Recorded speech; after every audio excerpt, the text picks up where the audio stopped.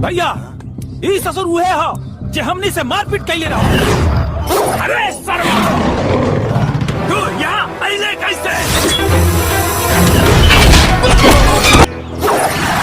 अरे कहले रहनी ना हमरा प्यार पे आ जाई तो सुनामी ला दे।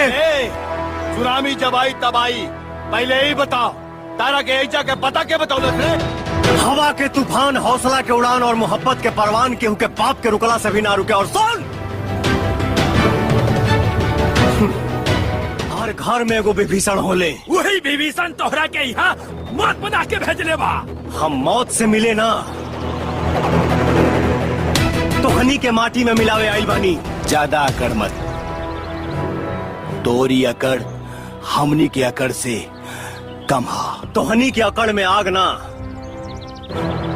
पानी है, पर हमार अकड़ खानदानी है।